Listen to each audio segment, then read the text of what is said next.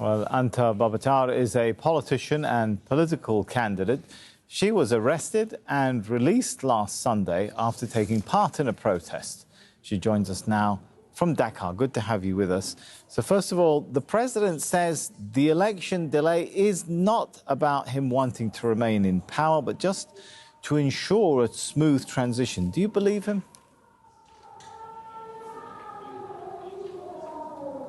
Hello, Tammy, and thank you for listening to our voice. We've heard the recent message sent out by the President Macky Sall, and we can assure you that that's not the real reason. We believe and strongly believe that this is another way for him to actually go through a third mandate and extend his election, his presidency in Senegal, and we are totally against it.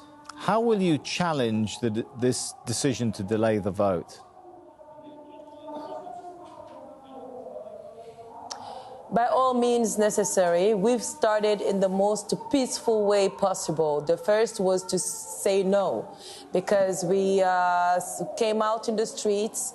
We started to protest peacefully, and this was on Sunday, to say we do not agree, we don't believe that we are in crisis, because let me remind that he declared the country to be in an institutional crisis, which was not the case, because the institutions are functioning correctly.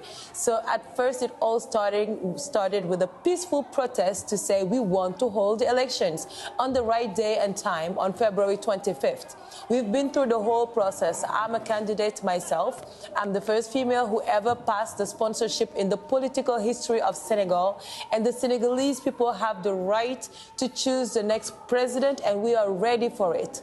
So when he did not listen, we organized ourselves just as political leaders and all the civil rights institutions, the syndicates, and all the civil forces in Senegal united to actually form a platform that's called Protect Our Rights to Vote. So this has not even become a political question. This is a human rights question. This is a fight for our democracy. This is a fight for our sovereignty, and we have to say no. But now we see that the crisis is escalating. It is taking another turn, and this was not the choice of the people. We did not choose violence. The violence started from the other side, because as of now, you mentioned earlier two people who died. One of them who's a student in University, Gaston Berger. This morning, recently, not only 1 hour ago, I was informed of a death of one of our militants. My team is right now, as we speak, at the hospital principal to confirm this information. There is another third person who died and who's probably a member of my party. So it's escalating. It's taking a turn that we do not want. And we are taking the world to witness what's happening in our country, because Senegal has always been known as a very peaceful and democratic country.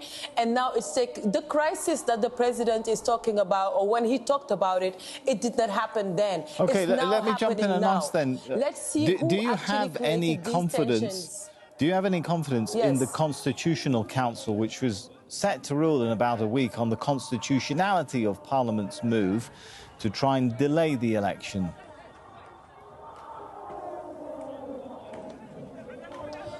I think this is all a masquerade, because if we did not trust our institution, we will not go through the process of elections. We've been trusting these institutions for the past 12 years. So he holds power in the assembly. Those assembly members who voted against or for this law, they're the ones that are actually with him, with his political party. The other ones representing the oppositions were sent away and out of the assembly by the police forces, and the images are here. Those guys did not even vote. Okay, so if it's all a masquerade, the National Assembly did not even get the chance to vote no. If you feel that this is all a masquerade, does that mean the only option open to the opposition now is nothing to do with the Constitutional Council, not the courts, but only the streets?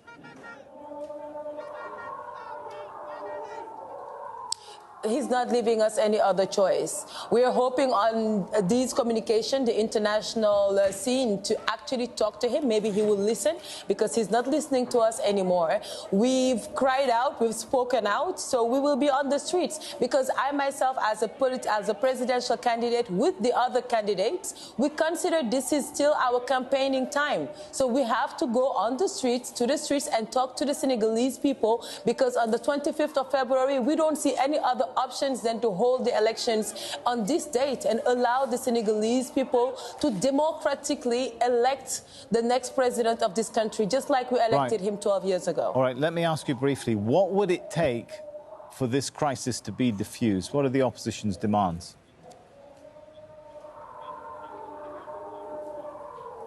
The opposition is only demanding for him to organize the election. Nothing more. It's 20 candidates.